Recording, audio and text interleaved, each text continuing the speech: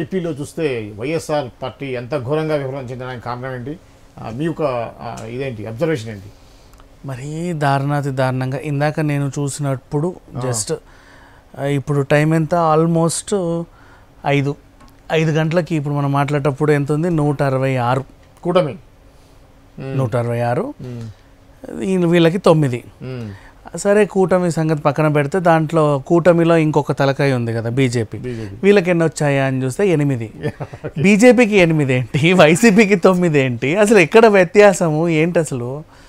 అంటే బీజేపీ స్థాయి పెరిగిందా, వైసీపీ బీజేపీకి దిగజారిందా? అసలు ఏమైందో అర్థం కాని పరిస్థితి.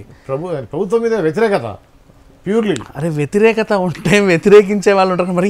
అసలు వద్దని మొహం మీద తలిపేసి రాష్ట్రం నుంచి అసలు అంటే ఊరు నుంచి బహిష్కరిస్తారు చూసారా, బహిష్కరించారు, వెలివేశారు.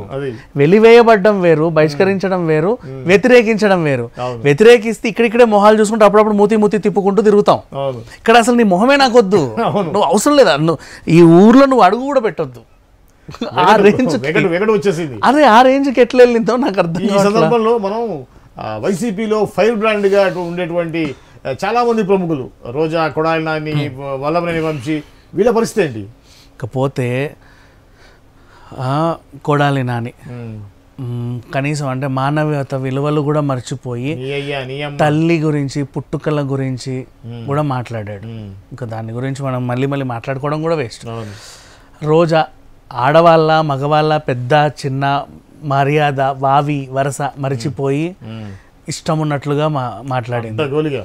గోలుగా అంటే ఇంకా దారుణంగా, ఇంకా లోకేష్ అయితే ఇంకా అనకూడని మాటలు అనేసింది, చాలా నీచంగా మాట్లాడింది, ఇంకా దారుణంగా మాట్లాడారు. అండ్ నెక్స్ట్ బుగ్గన గురించి మాట్లాడుకున్నా, పేర్ని నాని గురించి వాళ్ళ ఫ్యామిలీ గురించి మాట్లాడుకున్నా. అండ్ నెక్స్ట్ అలాగే ఇంకొక తలకాయ అంబటి. అసలు అదేంటో నాకు ఇప్పటికీ అర్థం కాల. ఏ విషయం ఉన్నా కరగండి అని వెంటనే వచ్చేస్తాడు ఫస్ట్ అందరికంటే ముందు ఆయన కానీ. అండ్ ఇంకా చెప్పుకుంటూ పోతే నిన్నగాక మొన్న ఈవీఎంలు బలం కొట్టిన పిన్నెల్లి. అరే వెతుకుంటూ పోతే వల్లభనేని, నెల్లూరు అనిల్ కుమార్. సరే వీళ్ళందరినీ ఓ పక్కన పెట్టేద్దాం. వీళ్ళంటే అప్పుడు ఆ పార్టీలో ఉండి ఇప్పుడు ఈ పార్టీలో ఉండి ఇంకో దగ్గర ఎక్కడో ఉండి ఇటున్నప్పుడు వాళ్ళ మీద అరిసి అటున్నప్పుడు వీళ్ళ మీద అరిసి అధిష్టానం ఏం చెప్తే మేము అదే చేయాలండి, ఇది మాకు ఉన్న రూలు, మా పార్టీ ప్రోటోకాల్ అన్నట్టుగా వ్యవహరించారు. పెద్దిరెడ్డికి ఏమైందండి? అసలు చిత్తూరు మొత్తం ఆయన కనుసన్న. అక్కడ నుంచి ఒక వార్త బయటికి వెళ్ళదు, బయటి వార్త లోపలికి రాదు. ఒకడు వ్యాపారం చేయాలన్నా వీళ్ళ కనుసన్నే. నువ్వు అక్కడ మాల్ కట్టుకుంటావు, మాల్లోకి జనాలు రావాలన్నా పోవాలన్నా ఈయన అనుమతే, లేకపోతే నీ దగ్గర మాల్లో ఎవడు కొండు నీ వ్యతిరేకంగా ఉంటాయి. ఇసుక దందా, భూ కబ్జా మొత్తం ఒకడు ఇల్లు కట్టాలన్నా వీళ్ళ పర్మిషన్ ఉండాలి, ఇల్లు కూల్చాలన్నా వీళ్ళ పర్మిషన్. పొరపాటున పక్కోడి పార్టీ మేనిఫెస్టో నువ్వు ఇలా ముట్టుకున్నావంటే నీ చెయ్యి కూడా ఉండదు అక్కడ. ఆ రేంజ్ అట్లా పెట్టుకున్నాడు చిత్తూరు మొత్తాన్ని. వాళ్ళ తమ్ముడు ద్వారకేష్ని కూడా ఉద్ధరించాడు, వాళ్ళ కొడుకు మిథున్ని కూడా ఎంపిన్ చేశాడు. అంతా ఆయన గుప్పిట్లో పెట్టుకొని నడిపించే పెద్ద ఆయన. ఇప్పటి నుంచి కాదు ఎప్పటి నుంచో 40 ఏళ్ల నుంచి ఆయనదే అసలు అది. అలాంటి అంటే ఇప్పుడు నాకు ఎంఐఎంకి ఎంత రికార్డు ఉందో అంత రికార్డు ఉంది ఇంచుమించు. ఆ కోట బద్దలైంది. పోనీ ఆ బద్దలు చేసింది ఇంకెవరన్నా కాంగ్రెస్ బీజేపీ ఇంకెవరన్నా అంటే ఆయన ప్రధానంగా బాగా ఇబ్బంది పెట్టింది బోడే రామచంద్ర యాదవ్. అసలు ఎంత గ్రేట్ ఇది. ఇట్లాంటివన్నీ కొత్త వింతలన్నీ ఈసారి మనం చూసాం. అంటే ఈ ఫైర్ బ్రాండ్స్ అన్నీ కూడా నిప్పున్నంత కాలం ఎగిరి పడ్డాయి, ఒక టైంకి తుస్సు అయిపోయినాయి. ఆ టైం ఇది అనుకోవచ్చు, అంతమించి ఏం చేయాలి. రోజా అరే కాదు, అసలు నగరిలో తిరుగులేదు రోజాకి.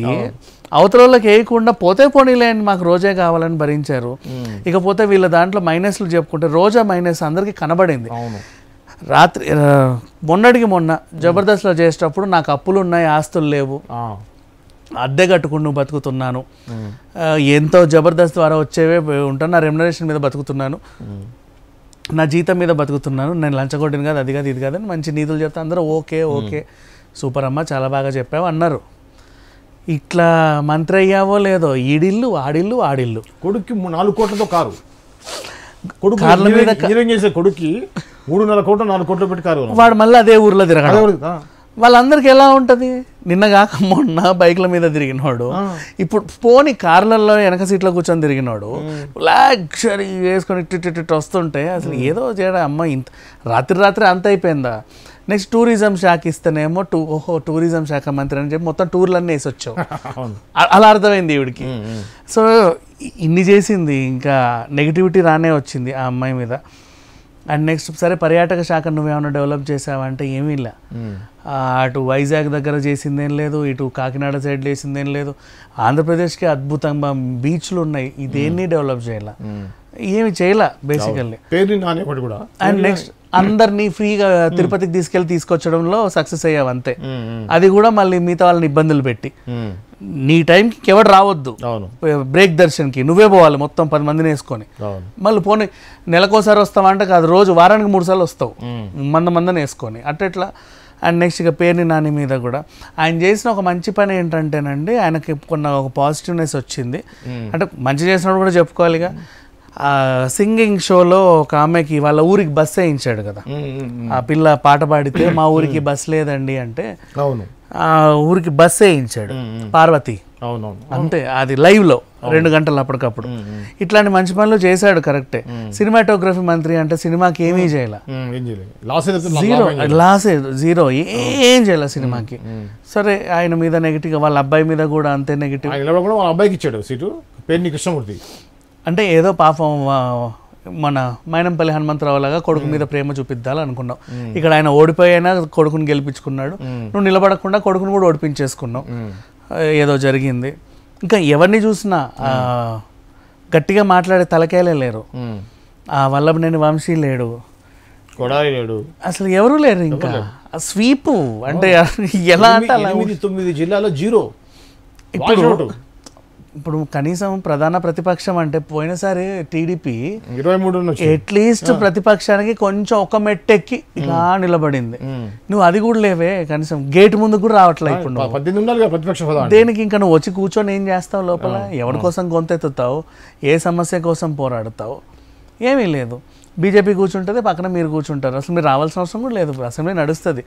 నన్ను అడిగితే ఇక వాళ్ళందరూ చేరిపోతారేమో కదా, జనసేనలోనో బీజేపీలోనో.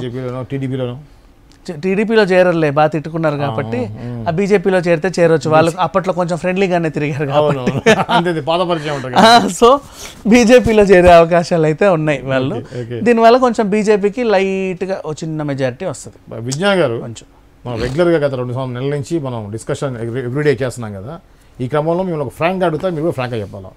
ప్రేక్షకులందరూ కూడా ఎదురు చూస్తున్నారు మీ యొక్క ఆన్సర్ కోసం.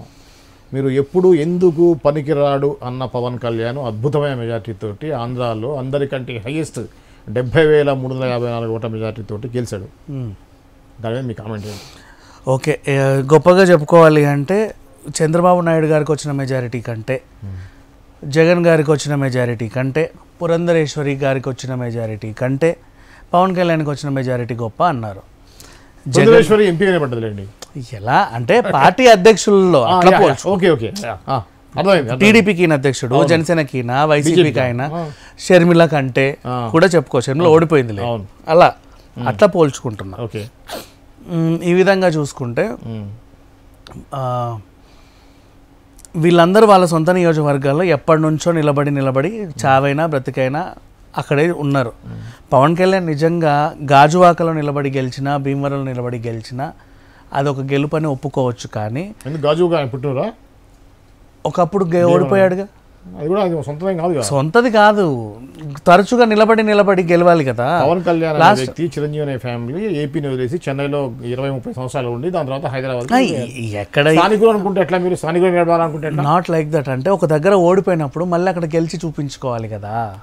మరి మెదక్లో వచ్చేసి ఇందిరాగాంధీ నిలబడ్డదిగా, ఒకప్పుడు నిలబడింది, వాట్ ఎవర్. ఇప్పుడు అంతెందుకు, వాయనాడులో రాహుల్ గాంధీ నిలబడ్డాడు, ఎక్కడెక్కడో నిలబడతారు. తర్వాత సంగతి ఇప్పుడు ఒక దగ్గర ఇప్పుడు అమేథీలో నిలబడ్డాడు, అప్పుడు ఓడిపోయినా ఇప్పుడు గెలిచాడు కదా, మళ్ళీ అక్కడ నిలబడి గెలిచాడే కానీ అమేథీని వదిలేసి వాయనాడికి రాలా. ఈసారి రెండు చోట్ల నిలబడ్డాడు. నేనేమంటున్నాను, నువ్వు పిఠాపురం నిలబడ్డా అక్కడ నుంచి కూడా నిలబడి అక్కడ కూడా గెలుచుకోవాల్సింది, దాన్ని వదిలేసావు. అంటే నీకు ఎక్కడైతే ప్రతికూల స్వభావ వాతావరణం ఉందో దాన్ని నువ్వు వదిలేసి అనుకూలతని వెతుక్కుంటూ వచ్చావు. ఎందుకు? కాపులు ఎక్కడ ఉంటే అక్కడికి వచ్చావు. కాపులు లేకపోతే నీకు అక్కడ ఓటమే, గెలుపు ఉండదు. ఇప్పుడు అదే కాపుల్ని నువ్వు మార్స్లో పెట్టు, పక్క గ్రహాంతర వాసుల్లో పెట్టేసి ఏలియన్స్లో పెట్టండి కాపులు అని. ఏలియన్స్ ఉన్నారు మార్స్లో, వాళ్ళందరూ కాపులు అని చెప్పండి. చెప్తున్నా, పవన్ కళ్యాణ్ మార్స్కి వెళ్ళి కూడా అక్కడ నిలబడతాడు.